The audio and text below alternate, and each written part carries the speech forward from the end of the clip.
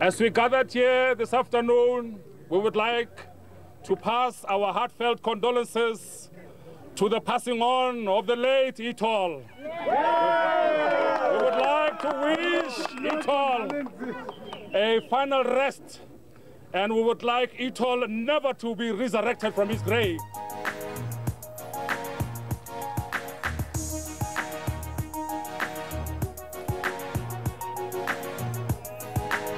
They've clearly stated that they are going to arrest, use force.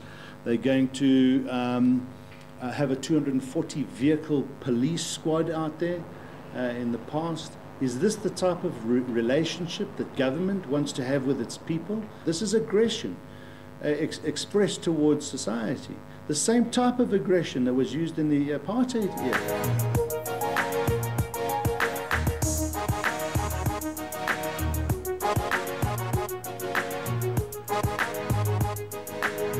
A single reduced tariff will be applied to all motorists.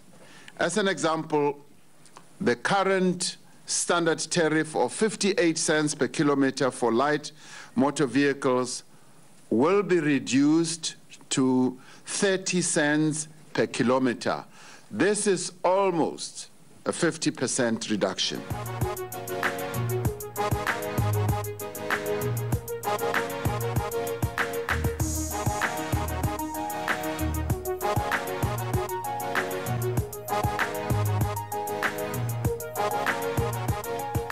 Well, that is a discussion we'll be conducting this morning, because according to the opposition to urban tolling alliance, OUTA, the end of February 2015 meant that e-toll revenue collection was sitting at about 60 million rand, with not even 23% of users paying for the use of the freeways. So to try and address this, and also supposedly address the public's concern regarding the controversial e-tolling system, Deputy President Cyril Ramaphosa, as you've seen in Parliament, announced new proposals to withhold vehicle licenses until outstanding e-toll bills are paid. So many have opposed this decision, calling it absolutely unlawful. And this morning we are gathered here to debate and share various views on the new regulations. And to help us do just that, we've got a huge panel that is joining us this morning, as well as numerous of our guests that are joining us. Let's start off with our panelists, which are joining me this morning, starting off with Vusi, who is the SANRAL spokesperson. Wayne Duvenage is from OUTA. He's the OUTA chairperson. Tiyani Rikhotso from the Department of Transport, as well as Dembovsky, who is from the Justice Project, joining us as our guest this morning. Of course, we've got an array of guests as well that Tiyani will be touching on, will be joining us, deliberating on the conversation. And as always, we do invite you at home to be an active participant this morning. Remember, we are available on Facebook as well as Twitter. Gentlemen, thank you so much for joining us this morning. Thank you. Vusi, perhaps we should start off with you. I mean, when we're kicking off the whole notion of e-tolls, I mean, everybody, and in fact, it was Nazir who said that everybody's on this hype about e-tolls. Is it the case that South Africans perhaps don't necessarily understand the benefits of using a road that is world-class, of making sure that you are safe on the road, and therefore we create this hype opposing the very same system that is trying to help us as motorists? Well, more than just the benefits, I think there is a misunderstanding of the concept e-tolling. Yeah. E-tolling simply means an electronic method of payment. Now, that is equivalent to, say, e-banking or e-government. I have yet to hear people saying we are anti-e-banking, we want to transact manually. We prefer to do it, to go and fill in a slip and so on. So e-tolling is simply an electronic method of payment. I would understand if people are saying we are anti-tolling. That's different from saying we are anti-e-tolling. So we need to clarify these two. And I think... So we've been using the wrong terminology, is that what you're saying? Look, there are people like my friend Wayne who've been saying we are against urban tolling. I think that comes close to actually identifying the real issue. But to say we are anti-e-tolling, I mean, it's an electronic method of payment. The alternative is to do it manually. And on a busy highway between Johannesburg and Pretoria, you can't do manual tolling. I mean, you're going to create total chaos on the highways. But yes, let's get to the benefits. There are benefits that have been brought about by tolling. We have seen the traffic decongesting. If you go back to 2005, 2007, around Allendale, it was an absolute gridlock. And after what we did, we have seen traffic decongesting. On that notion of traffic decongesting, Wayne, is it that motorists are finding alternative methods of getting home, that the traffic is decongesting, or is it the case that, in fact, the benefits of e-tolling is not necessarily being communicated to the general public, hence why we find figures, for example, that say that 74 or 75% of Gauteng motorists are completely against this and don't necessarily want to use the e-tolling system? Yeah, look, I think we must give clarity to the issue. This is not about e-tolling. This is about tolling of urban roads.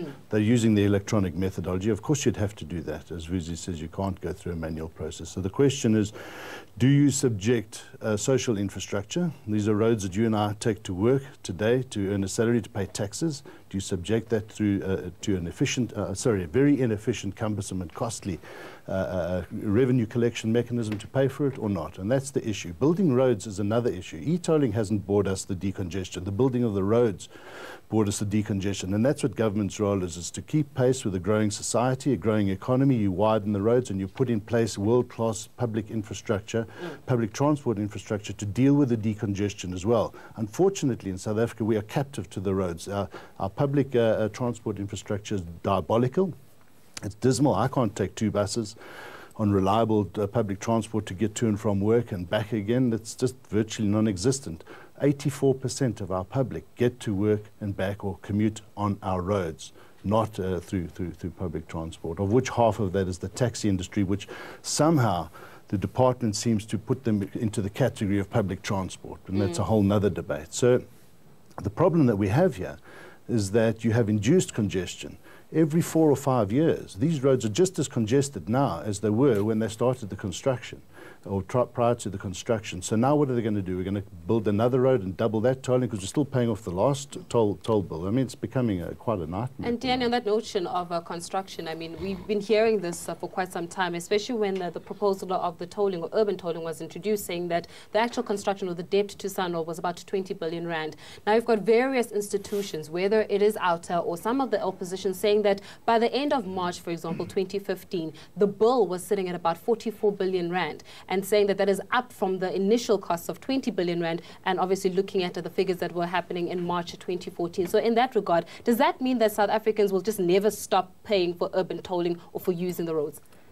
Not at all. The reality is that if you go out and seek a loan to embark on an infrastructure project of this magnitude, you're going to attract certain administrative costs. You're going to attract interest. More so when you find yourself defaulting, because the reality is that at the time at which SANRAL was meant to start collecting revenue, it wasn't able to do so simply because of the challenges that we encountered, the court processes, various court processes that we had to be part of. So therefore it means that there's going to be an escalation in that which was initially going to be the repayment amount on the part of SANRAL. So it's quite unfortunate that we find ourselves in this situation, especially for a critical institution like SANRAL, because you'll know that out of all the work that SANRAL does, only about 16 or 17% of its business is tolling. The rest of it is funded by the fiscals, the roads that SANRAL builds for the people of South Africa. Talking about your N1, N2, N3, N4, roads that we've been using successfully so, which have proven to be quite efficient. So therefore, it is important to ensure that we save the institution called SANRAL. It's important, therefore, that we do everything in our power to ensure that SANRAL continues to do that which South Africans have been enjoying since 1998 when SANRAL was set up. Okay, we're going to be continuing this conversation regarding urban tolling or even the tolling of our roads, to get infrastructure, the oppositions that has been coming through as a result of these new proposals that have been made. So do join us for your view debate. And of course, we do invite you at home to participate in conversation with us. However, for now, what we're going to do is we're going to cross over to Mark Chase, giving us the latest in the news headlines. But don't go anywhere, because this conversation continues straight after this.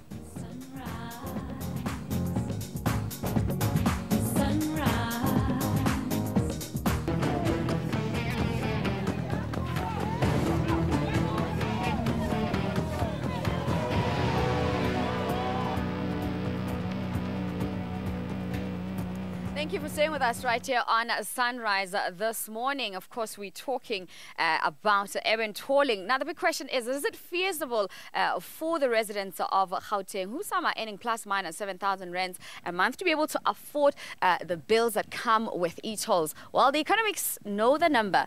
Chris Hart, thanks for joining us this morning. Do you think this is feasible for the residents of Gauteng, looking at the pressures that we're facing as a country currently? No, there's two problems. The first is the cost of the actual system. You put in 100 rands worth of roads, you've got to extract 100 rands to pay for it. But when you actually use a system that needs 140 rand to pay for the roads, you've got 40 rand of wasted value that's extracting money that's hard earned. And that you're also imposing a cost on Gauteng residents that are not imposed on other provinces. The second thing is tolling in general has damaged our road infrastructure that is not tolled, because you've got a solution for one road, but you don't have the solutions for the untolled roads. And we can see this in the country across the board. All right, I'm seeing the business commerce agreeing there strongly as well. You're nodding your head, or are you in disagreement? Are you from the Chamber of Commerce and Industry? Yes, thanks very much. I'm from the South African Chamber of Commerce and Industry. In terms of, like, you are agreeing with what Chris is saying, will this be good for our economy that is not growing at the rate that we'd like to see it growing? It's got quite a big dent, especially on the small, medium enterprises, who are relying on efficiencies in order to generate their revenue. The whole process of e-tolling, it digs deep into the margins, and it's creating a problem. However, from a second perspective, we are of the view that the fuel levy is a better option than the option that is currently on the cards. Yeah. Well, they're saying that's a conversation that they're not willing to have, and the workers are up in arms, and they're saying they're going to chop this down. This debate should be premised on as to whether e-tolling, is it privatization of public goods or not. It's not about urban tolling. It's not about e-bank or e-government or e-tolling. It's about as to whether these roads were they not free roads before. Secondly, COSATU National Congress argued that we need efficient, affordable, and accessible public road system. And majority of workers are using their own vehicles not as a luxury, on the basis that public transport system can access their workplaces. And as COSATU emanating from the special CEC, the special CEC has characterized e-tolling as a bitter pill, but sugar-coated.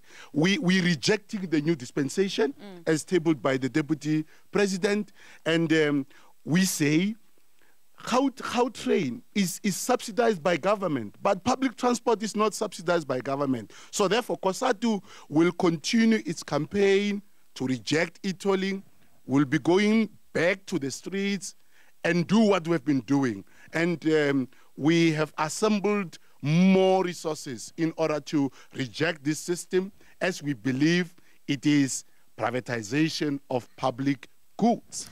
Is it privatization of public services? Of course, according to COSATU, it is. That's Chris talking to us there from COSATU. Well, Faith, back to you guys. Yes, I can see that various of our panelists, they are eager to respond to some of the questions and the comments that have been posted. And starting off with you, when we're looking at the proposals here, saying that it's the privatization of public goods, how do you respond to that? You see, ideally, if we had an opportunity to wait forever, for a century, to bring to the people of South Africa that which they cannot have as a result of fiscal constraints, we will do that. But as a responsible government, we're not going to do that. We know exactly what was the situation between Pretoria and Johannesburg in the main, so far as the old Ben-Schoeman Highway is concerned.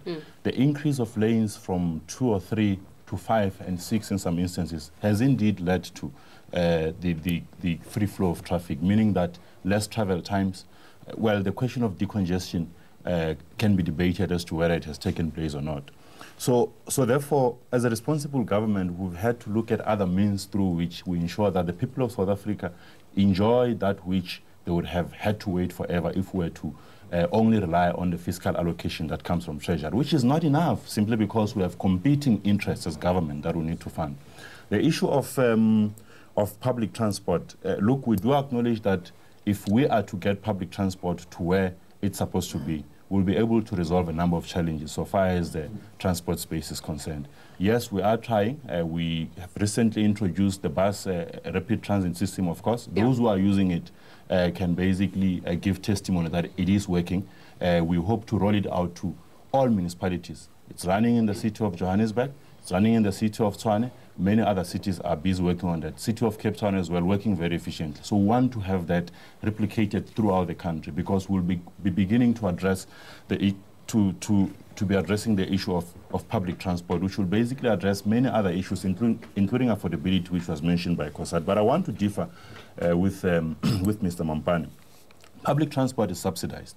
Buses are public transport. Government spends at least 5 billion rands annually to subsidize bus operations. Metro Rail is a government service which is subsidized. At least 60% of people, in particular in a place like the Western Cape, rely on trains to move from work to home and various destinations where they have to engage in economic activity. So it cannot therefore be true that public transport is not subsidized. Yes, taxi industry, not as yet, but we're engaging with them to basically get to a point where we could basically make it easier for them to provide the kind of service that they need to provide. Tiyani, on that note, I actually want to the cross people over of to South Penny, Africa. because there are various guests of ours that are either shaking their head or agreeing with you in the various statements that you've made thus far. So Penny, it's over to you. All right, thanks, Fred. Chris, you're shaking your head during Tiyani's commentary there. What is it that you're disagreeing with specifically? Well, it's the payment mechanism. The government extracts an enormous amount out of the fuel levy and only allocates, I think, about half of that back to roads and road maintenance. And it's the mechanism of payment. We're suggesting a fuel levy, and that's the most obvious, and there's one thing that's the definite thing we're not considering, and it's irrational. We don't have to wait 100 years. We can use the fuel levy and actually use the fuel levy to sort out all our roads. Doesn't have to be this one, and we need to extract the right, and it's extraction, the right amount to actually sort out our roads instead of these piecemeal Okay, Clive, you're also an economist. Are you in agreement with what Chris is saying? I totally agree. I think the worst person hit here is the poor. And in actual fact, if you think about urbanization and the fact that, well, nearly half of people at work travel towards Johannesburg and use these roads on a daily basis, and if I'm doing, well, average as an individual, I have my car, we've already been taken from a fuel levies perspective, and then on top of that, the inflation currently in South Africa is sitting about 5.1%. That's also a pain that I have to pay out. And not only that, you start thinking about the other layers of fees that are being extracted from the consumer. Unfortunately, we grew 1.4% GDP just last year. Now you put in more costs onto the consumer. It's going to be very hard to get to that level where you are able to grow at a percentage that will actually create more jobs for the country. Well, are we not being able to calculate properly, or the numbers are just totally not adding up, especially when it comes to how it's hitting the consumer? We come back and tackle some of that, especially from the opposition parties who are sitting amongst us right here. We continue Sunrise after this break.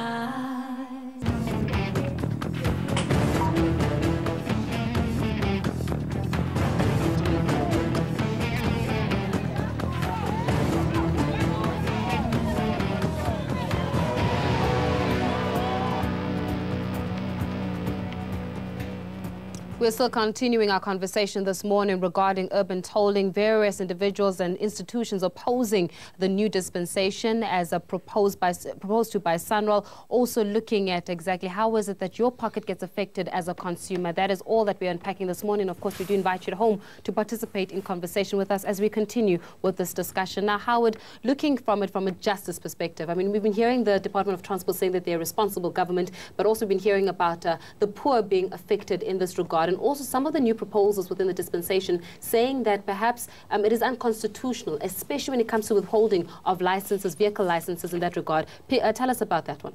Well, look, it's actually quite interesting that SANRAL and government has gone to so much trouble to print this booklet, but it's gone to no trouble to publish a government gazette actually detailing this new constipation. The fact is that we have a bit of a problem here. And that problem is that this must have taken a bit of time to typeset, etc., etc. But yet we couldn't talk about the practicalities of bringing about these changes. Now, firstly, when one starts talking about withholding your license disc if you've got outstanding e-tolls, what you are in fact saying is, firstly, that license discs serve no purpose other than to generate tax money, but we're not going to tell you what we do with that tax money from your license discs. So there you go, ladies and gentlemen of the jury, your license fees are taxes that get swallowed up and are not ring-fenced. That's the first thing. Okay, so we can talk about the fuel levy all we want, etc., etc., and we can also talk about having things now that we don't want to wait for, just like the person, or I would say a large proportion of our society who have credit cards, which of course is the cheapest way to buy furniture, etc., etc. And it's the most efficient, and that's why so many people are under debt review. The fact is that I don't understand these big economics, but I do understand that paying huge interest to people and huge contracting fees to people, etc., may not be the most efficient way of doing things. When we start talking about withholding license discs on the basis that you have not paid another tax, which is now also being, funnily enough, acknowledged by SANRAL and the Department of Transport, who've previously said no, the GFIP e-tolls are not a tax. They're a service charge. What do these tolls have to do with your vehicle's roadworthiness and licensing? Actually, on that note, what do they have to do with the vehicle's roadworthiness as well as your licenses? I think I'm going to pose it to you, SANRAL, as well as to you. Let's start off with you, Vusi. Well, the proposal to withhold the license disc, and I must make a distinction. The renewal will happen, Howard. So in the system, I understand that you're going to take my money, but you're not going to give me what I paid for. Give me time. Okay. Right? Yes. This came about as a result of society being unhappy about SANRAL criminalizing people for not paying. And the shareholder said, let's look for an alternative, a disincentive that will not criminalize people. And after on that note, when you're smiling now because you just heard the word criminalizing, are you admitting the fact that indeed in the initial instance it was a criminal sort of proposition? No, yes, it was, because it is in the Act. Wayne? It is in the Act. The SANRAL Act of 1998. Let's give Wayne an opportunity to answer that question. They failed completely. They knew that they couldn't criminalize people. We said, come, let's do this then. If you're going to threaten us, and Vusi and the guys this time last year were saying, if you do not go and pay your bills, we are going to summons you, you're going to get a criminal record. Can you imagine trying to get a job with a criminal record? All these things to coerce and force people to rush off. And all they got was a 45% compliance for a user-based system. Massive fail. Yeah. So with that massive stick of saying we're going to arrest you and criminalize you, it didn't work. So they had to go back to the drawing board and try another stick. So they brought out a new one and they cancelled and scrapped this absolute fiasco, this farcical issue that they were going to criminalize us. If you want to criminalize us, Vusi, do it. We're ready to go to court. Take us to court. Well, we refuse to have taken a decision not to do that. But why did you do that? All right, gentlemen, let's take a time out on this end. And Penny, I think that why did you say so in the first place? Gentlemen, let's take a time out on this end and let's give our others an opportunity to actually answer. Penny, I think it's order. This is not Parliament. Stop talking like this. Quieten down. In the studio this morning. We need a timeout. You have a bill of how much? No, I don't have a bill of that much. This is this gentleman here of 150,000. My name is Sean from Bikers Against Tolls. Vusi is 100% correct. SANRAL is an act. It's an act. You're trying to use the license system to beat the public, to force them to pay. There is defiance. We're not going to pay. Why does a motorcyclist pay the same rate as a 4x4 towing a caravan? Please explain that to us. Our footprint on those roads is so small. Okay. We have 360,000 bikes in Johannesburg. I will put them on those highways and stop these highways for a day if I have to. You have not listened to the public. How is the country going to benefit from how is the new dispensation going to help someone like yourself who's got a bill that's already over 150,000 rands? I'm on 150 grand, there it is there. Yeah. I'm not paying it. We refuse to pay it. I'd like to know from the Department of Transport. My buses, I pay 37,000 rand a year license fees. How's that subsidized? Wow. Okay, some more political parties comments. Okay, let's hear from the Freedom Front Plus. Yes, I'm Anton Alberts. Well, we've had a free road, and now suddenly it becomes a pay-for road. So it has been privatized. But government spends or loses 60 billion rand per annum due to maladministration, corruption, and so on. If they fix those holes in the pipeline, we can pay off the debt once off, finish and klar. But they're not interested. There's no political will, because there's Nkandlas and whatever, but we have to pay for a road that existed before and was free. And we have 1 lane, 2 lanes extra, and not actually well built at all. Yeah. Yep. Is there no political will? That is the question. Okay, let's start with the DA and then we wrap it up with the EFF over there. I definitely have to agree with my colleagues. The fact is that they are taking the public for a ride. Withholding of discs is another way of criminalizing the non-payment of e-tolls, because your Metro police officers are definitely going to fine you. And that is a stick. Quite frankly, SANRAL and this responsible government is creating a society of defiance, a society that has had enough and are going to be pushing back. And that is the last thing you want, is a society that says no to the rule of law. Well, no to the rule of law. Is it maybe a bit too late? We've crossed over already, haven't we? EFF? Well, you know, most of the points I think have been made. One is the privatization point. This is just a form of privatization, and it is wrong for that reason. Why? Because when you privatize a public good, what you are doing is you are, let's say the road amount is 100 rand. Now you have to pay 120 rand because some Austrian company has to make a profit from this. So it's a double whammy. Not only is it privatization, but it's to benefit a foreign company. Secondly, it's meant to punish the poor. I mean, the Tiyani tells us, no, the taxes are exempted. That is a mirage, because what you do is the business people who are not exempted are going to take that money, the cost is going to be carried through to the consumer. So the poor are going to suffer anyway. And then thirdly, this it's laughable, this notion that criminalization has been removed, because as has been pointed out, it is now indirect criminalization. When you don't pay your fine, you're still going to be criminalized. So what they're saying is that we're not going to criminalize through SANRAL, but through the traffic police. But from my point of view, I'm still criminalized. Okay. Well, it looks like the new dispensation is not received that well. We'll come back and we'll continue with this conversation right here on Sunrise. Stay with us.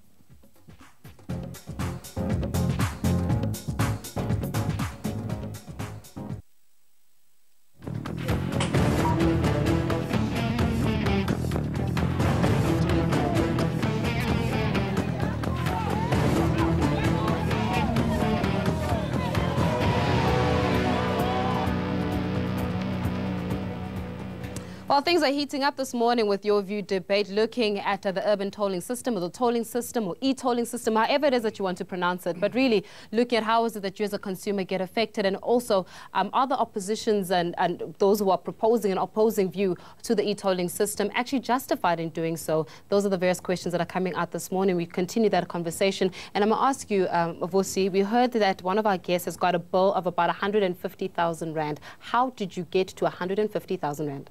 Well, I wouldn't have the specifics, but he can come to us and we look at it, at the bill, and if he wants to dispute it, you know, and he...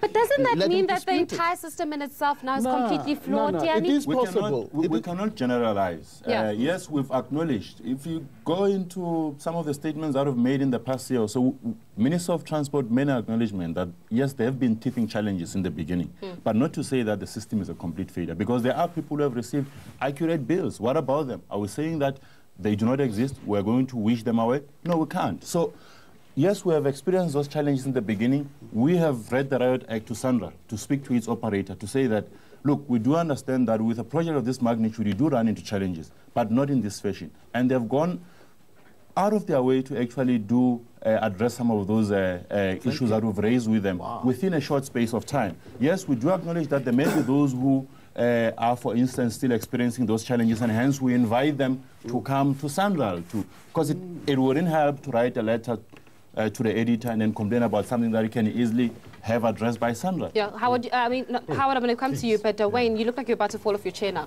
Tell us, what's going on now? Yeah, look, you know, this is completely continuous farce. When the authorities come to us and say, now we've listened, so we've changed the dispensation, we're not going to hit you with this stick, we've got another stick. Yeah. They're trying to project this image and view that they're listening to the people. But if they'd have listened to the people long ago, we said to them, seriously, going to criminalise? Yes, we're going to. Oh, it's not going to work. So now we put it and couch it as we're listening to the people. The people, if they do listen to them, in all the submissions made to the panel, in all the submissions made to 95% of them, let me not say all, because there were a couple of engineers and people who support e-tolling, but really a minor amount. Look at the polls that are done through Ipsos and the marketing research companies. Look at the submissions made to the GFIP steering committee, all of them. If you listen seriously, you will find that e-tolling is so irrational and so out of touch with reality. The people have spoken, but they say they've listened. They haven't listened. On that notion that the people have spoken, 74%, Ipsos actually revealed that 74% of Gauteng motorists are saying that they need to find an alternative ways to the actual e-tolling system. In that regard, if that is not being listened to, are the people of South Africa being listened to, and what needs to be done in your opinion, Howard? Well, of course the people of South Africa are being listened to by our very, very patriarchal government who is saying, you'll do as we say, okay? We've listened to you, now shut up and do as we say. Yes. So this is in fact what has happened. And just on the score, you're welcome to your opinion. On the score of decriminalising things, let us just bear in mind that prior to the introduction of e-tolls, when the likes of Vusi were threatening people with criminal records, etc., etc. Yes. Justice Project South Africa sent a letter to SANRAL and the Minister of Transport pointing out that you can't prosecute people in the jurisdictions of the Joburg and Tshwane Metro Police Departments under the Criminal Procedure Act. You had to use the OUTA Act. What has been acknowledged now by the Minister saying we're going to use the OUTA Act, okay, is, hey, you guys were right, but we're not prepared to say so. That's the first thing. The second thing is, the second that you stray out of those jurisdictions, you now go into the jurisdiction of the Ekurhuleni Metro Police Department, which has a stated policy of following sections 57 and 57A of the Criminal Procedure Act, which holds that a person who pays an admission of guilt fine shall have a criminal record registered against their name. And even if they give you a fine for 50 bucks for not displaying a license disc or for parking your vehicle beyond your stay, you get a criminal record. That is the kind of smoke and mirrors that this bunch are actually. It's all about smoke and mirrors. Tiyani, I hear your point. We're going to be crossing to you in a moment, but it is time to say goodbye to EKC Plus viewers. Thank you so much for joining us for this edition. Don't worry though, switch over to eTV. We can continue this conversation, which extends until 8:30 a.m. this morning. What we're going to do now is take a quick ad break, but don't go anywhere. We'll see you shortly.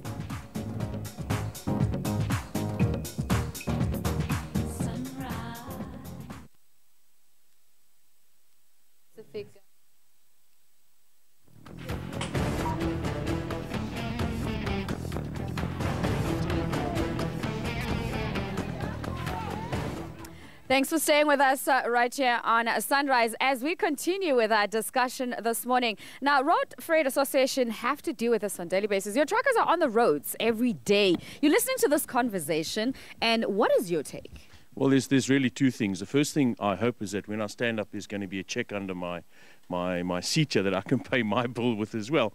But the most important thing is that, yes, we're paying this every day.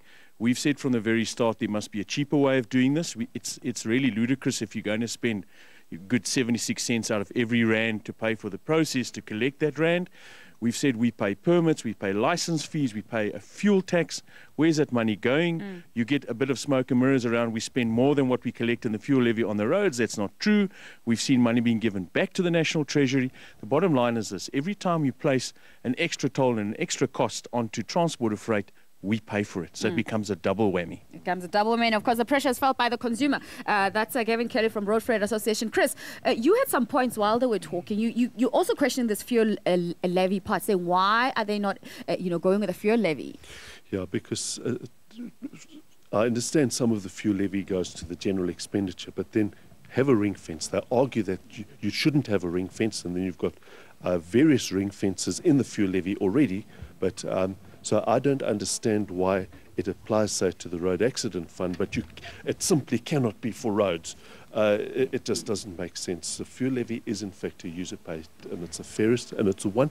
There's no resistance, and you can say, okay, put 10 cents on the fuel levy, and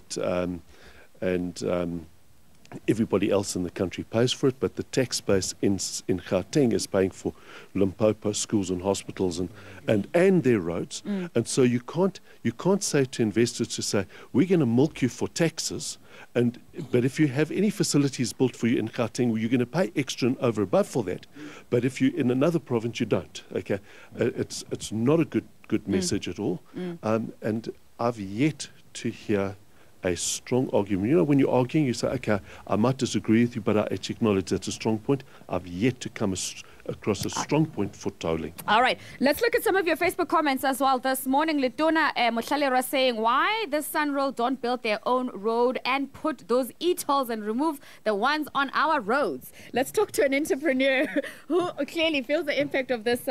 You know, is it Neo? It's Neo Yes. from YDD. And my biggest concern is now it has been established that somehow indirectly we all going to end up being criminals. All right, as a result of our defiance. Now, in a country whereby unemployment is so rife, there's a lot of expectation from the entrepreneurial community to create these jobs. Now, how are these people going to get these jobs with criminal records? How can we possibly look at expanding our horizons in entrepreneurship, going into other countries where some of these countries, the first thing they look at is, you've got a criminal record. Okay, well, let's look at some of the Facebook comments as well. Anthony Jackson saying the government says e-toll is here to stay and people can oppose, but nothing will change. Munamulela saying we shall never be happy or satisfied with anything that comes with e-tolls. I'm adamant that they must be scrapped and those who authorize their construction may pay back our tax or face the music of wasting millions of taxpayers' money. That is what the comments are saying on Facebook this morning. Another one from Amalin saying we already pay levies on roads and in petrol, taxes and others. Why must we pay roads so many times? SANRAL didn't build his roads. He found it already built. I won't pay. Yes, I am. My president said we must pay, but I'm saying no, I'm not going to pay. So these are some of the comments, very, of course, emotional in a way, coming through from some of our Facebook viewers this morning. Back to Faith. Well, thank you very much for that, Penny. Quite a strong defiance that is coming in from Facebook, from our guest this morning. Tiyani, from your perspective, listening to this whole issue of a fuel levy as well, and the argument that if you focus on one area of road, you're neglecting other areas as well, which equally need construction. How do you respond to that? Yes, we've actually sought to address that issue of alternative roads, because indeed, if you are going to create a tolling regime in a road that was previously untolled, you must also create an alternative. And if you look at what I would call the alternative roads in Gauteng, alternative to the N1, M1, you would have noticed that they've been going through upgrades. You're talking about R55, R511, and a couple of them. They're being expanded so that people who indeed cannot afford to drive on the toll road network, they can be able to go to that. So I don't think that can be disputed.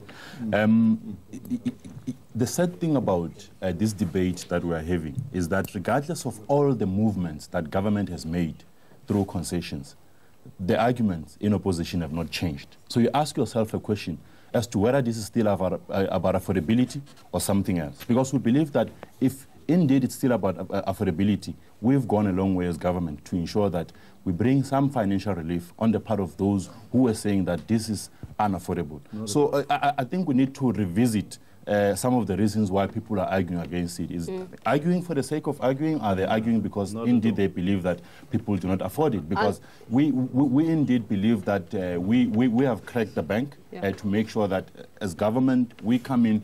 I mean, if you remember, the Minister of Finance, I think 2013 February, he announced an injection of about 5.5 billion rands, which eventually led to a reduction in the tariffs. Once again, we've come up with a 50% reduction of the caps. Well, that Tiyani, on that introduced note, I actually want us to look at that issue. That are we arguing for the sake of arguing, or are we arguing because there actually is a different alternative that we are not exploring and the government is refusing to answer? Those are the various questions, and I'm sure we'll be crossing over to you as well, Vusi, so that we can try to answer that question. But what we're going to do now is we're going to take a quick ad break. Do not go anywhere as we try to unpack further the issue of urban tolling on our roads. Stay with us.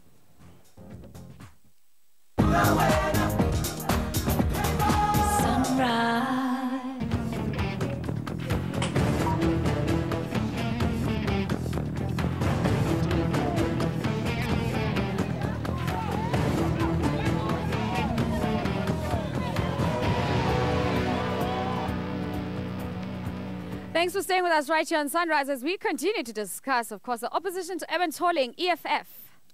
Yeah, you know, there are three policy reasons why you have a system like this. One is obviously to build roads and maintain them. Nobody's arguing against that. The second one would be to discourage or disincentivize long-haul freight users from using the roads. And the third would be to disincentivize the public to go into public transport. Now, Tiyani tells us here that they are going to do this, they are going to do this about public transport. So when you are taking the people off the roads without doing the alternatives first, it's the tail wagging the dog, as it were. The second point, which is very important, Penny, is that you and I know that, you know, in a country like this, which has a dismal public transport system, having a car is not equal to being rich. So there are many, many people in the township who are doing their own zamazamas, who have cars, and they employ one or two people, and they get punished, and then we are told that the poor are exempted, which is obviously not the case. Okay. All right, Clive, you were nodding. Yeah. Quickly. I nearly said tick or was it George Koch? As Tiyani was talking. You know, and it is impractical. I think that government has found itself over indebted. And then there has to be a way, obviously, because the budget wasn't there from the beginning. Now they have to extract it somehow, and unfortunately we have to bear the brunt. But here's the most important thing. If really 95% of people are saying no to a government policy or to an implementation of a system, surely reducing prices is not going to change the fact that fundamentally the people don't want the Well, system. there's a new dispensation, they're saying. Penny, Yeah? to dispute right, the guys. notion of lack of political will, we believe that government must open genuine consultation on e-tolling. Secondly, we believe that COSATU proposition of a fuel levy must be reconsidered because roads in KwaZulu-Natal, who will fund them? So we believe that it will be about overtaxing the people in Gauteng in order to improve the roads in other areas. Thirdly, there is a toll gate at Swartregens where a majority of our workers are paying around 75 rands. We still demanded that that toll gate should be reduced in order for our people to be affording it, because it's eroding the wage share with the little monies that our workers are getting. Lastly, workers are surviving on a 10 rand a day. 10 rand a and day. we believe that, no, there must be consideration for this form of privatization to be dismantled. Okay, so your name firstly and your And organization? Anthony Harris, and I represent BAT, that's Bikers Against Tolls. Now, firstly, we are dealing with a government that's got a reputation for being dishonest, and they are non-transparent. We are all know that, right? But from the bikers' point of view, we have got such a small footprint. We consume a lot less fuel. So environmentally, bikes are a lot more friendly to the road, and we don't cause much congestion. So, but we still get punished. And the government says, yeah, they listen to us. But when they speak, you don't hear them say, the people. You hear them say, we decide, we decide. They have not listened. So All right, so the government has not listened to the people. Neil, are you here, or are you not interested in this? I'm not here at all. I came in to actually back the e-tolls because in London, for instance, we talked about the congestion charge being quite a fair tax. The people that use the road for nearly 200 rand a day have to pay to go into London. And it But now you live diminishes in traffic. South Africa, Neil. You're not in Listen London. to today's debate. I'm unable to support the e-tolls. It's comprehensive. It's overwhelming. The argument from you two guys is just it's not working for me. I mean, you seem to be suggesting that there's some other reason for people opposing the e-tolls. What is it? What secret reason could there be? It's just a badly implemented system and it costs too much. I did come in here to support the e-tolls as a fair tax for people that use a road. But now you've changed your mind. I'm afraid I can't stand up here and sustain that argument. Okay, well, on that note, we're going to have to take an ad break. It is Sunrise. It's your view.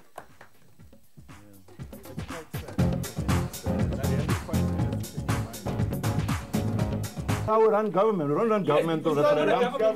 But you can't run government. People being heard or not, that's how it is, and that's the conversation that's taking place in studio this morning. I'm telling you, the DA, you've been listening. John Moody, yes, Yes, John. indeed, government has been saying that they have made some Hold on, concessions. guys.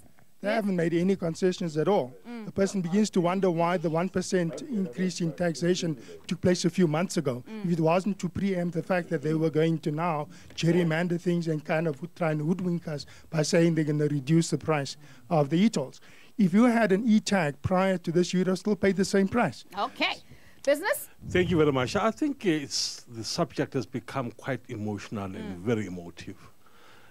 Business has made recommendations for consideration, and those recommendations are on well-researched, fact-based, and the outcome and recommendation made for But are they still taking recommendations right now?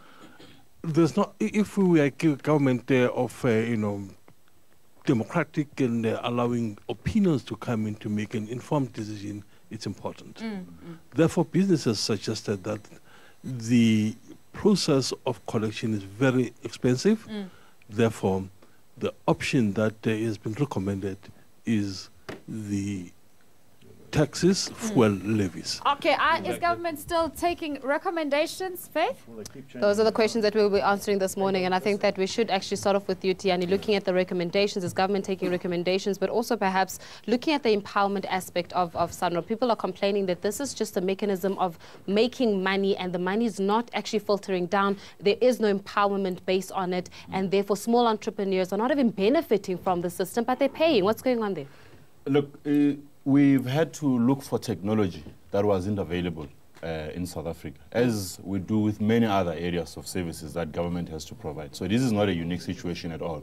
And then Capsh International went through a competitive and transparent bidding process, like any other company that was invited, and they won it. And in line with our legislation in South Africa, that we need to have an empowerment portion to any transaction that we get into. And indeed, there was that allocation. There is a company that goes by the name of TMT Consulting, which is the empowerment partner to Capsh International. Why are the guests are screaming out friends in this? Because it appears as though there's an issue around the shareholders of that company. There are better places to clarify that. I wouldn't want to get into that. I think they have evidence they can put on the table. Let's answer it. So let me conclude my response. Can I conclude my response? Yes. Can I conclude my response? So therefore, the notion of saying that there is money that leaves our country to unjustifiably so cannot be correct. At the end of the day, there was a competitive bidding process. Each and every a person who believed that they were suitable to provide that service were allowed to do that, and Capsh International won. How would you look? Indeed there are questions, if ever indeed there are questions around the process itself, people are free to approach. How are you looking at Tiyani in a really condescending manner there? What is your response to that? So far as this issue is concerned, with organizations Let's give like Howard OUTA, an opportunity to respond, though, Tiyani. None of the courts have actually found in their favor.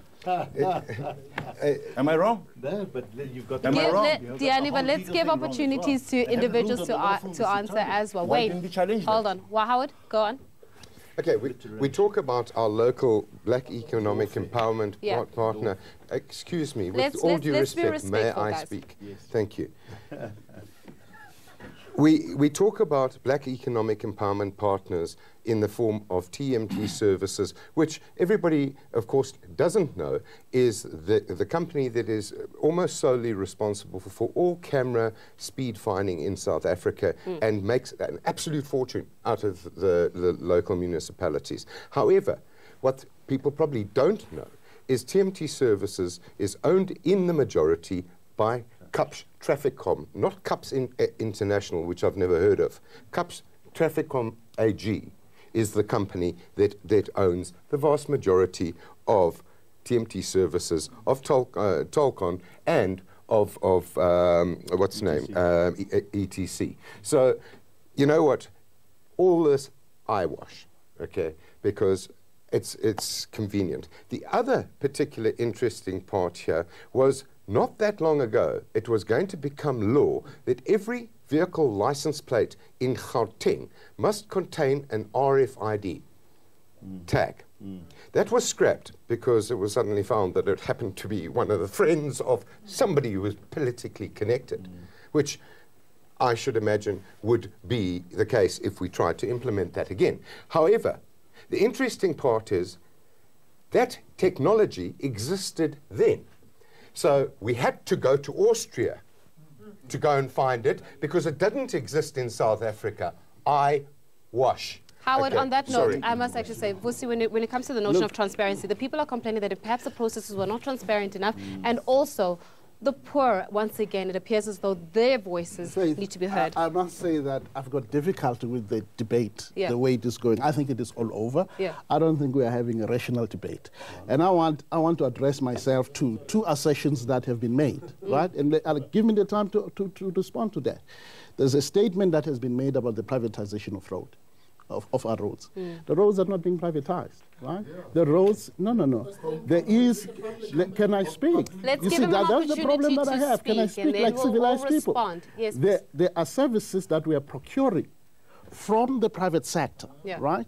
A service that we are procuring from the private sector. This company has a 7-year contract with us. After the 7 years, could probably be another company or would have developed internal capacity. Those roads remain on the balance sheet of SANRAL. They've not been privatized.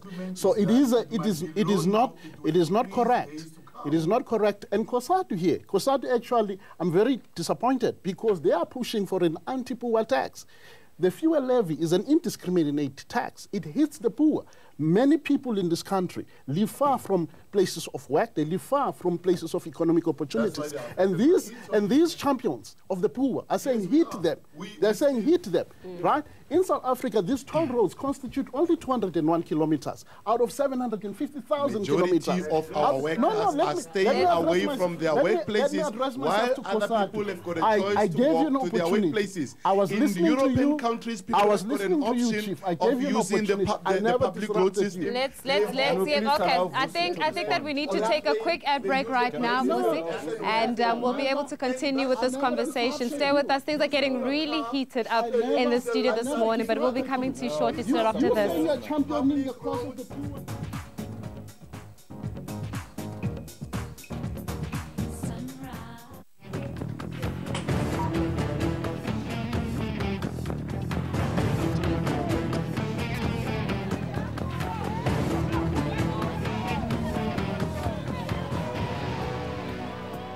Thanks for staying with us right here on Sunrise this Friday morning. Well, things have been heating up in studio. Let's see if we can find some calm.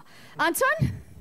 Well, you know, government can say what they want and SANRAL can say what they want, but we must look at the numbers. The legitimacy of this system is not there. Majority of people don't accept it, and it's in the numbers. The minister has given us numbers about the income generated by the system, and since June 2014, it has diminished every single month up to a point where they now only have an income of 20 million rand per month, and they need 66 million to keep it sustainable and to cover the expenses. So the people are voting with their feet, and they're going to continue voting with their feet and reject the system. Okay, are the people voting with their feet from the EFF's point of view? Well, not only are they voting with their feet, they're voting with their hands too.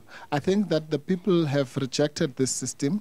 You know, even the calls for a referendum are not necessary because people every day have demonstrated that they're not going to pay for this system. That's why there's all this somersaulting. The reason why David Makura, for example, came up with this facade of a review was because they felt the voice of the people during the elections. But it turns out that this review was a facade because all it does now is to bring this so-called the new Ramaphosa thing. New dispensation, finally from the DA. Yeah, well, people have spoken. I, for one, will not pay. I will defy the government, and I want my day in court. Okay, well, Faith. It appears as though we are sitting with a bunch of criminals would-be. We'll see in your perspective. You're seeing that many people are going to have criminal records by the end of this. How do you respond to that? Again, let's correct it. The OUTA process that's being implemented does not criminalize. Right? Let's have a rational debate. It does not criminalize. So no one is going to end up with a criminal record. Let's give him an opportunity. But can I finish? Wait, let's give him an opportunity. Otherwise, I can walk out of the studio if I'm not going to speak. Let's give him an opportunity. Yep. Right? I want to round up. I want to round up on the issue of this privatization and the fuel levy. The fuel levy, we argue, is an indiscriminate form of tax, right? It will hit people who live far from their places of economic opportunity. It's an argument that Tony, their comrade in the Western Cape, made in 2005, when the Western Cape was granted permission by Treasury to impose a provincial fuel levy. We agree with Tony's position. We don't agree with Kosato's position. We are running out of time, but was in your perspective, Wayne? So if the fuel levy is this big bugbear, then why have they increased the fuel levy by 31 billion rand a year? 24 billion rand when the road started. This year it'll make 55 billion rand. You can pay 2G for projects cash every year with that amount of money. They indiscriminately push it up every year. It's gone up by 1 rand 22 cents in the last 7 years. There needs to be some form of a solution, Tiyani, as we wrap up this conversation. What is the way forward? The way forward is that we believe that the new dispensation is a mixture of concessions by government, but more importantly, a response to that which people have raised with us. Yes, indeed, they raise issues about criminalization of people, and we've moved away from that. We've made it an administrative issue. And then we want to believe that this presents us with an opportunity to start afresh, to move forward, and do that which is to the good of the country, which is building infrastructure, in particular economic infrastructure that will need to address many of our challenges. How do we note that good of the country, Howard? Well, with due respect, contrary to popular belief, South Africa does not comprise of Johannesburg and Tshwane.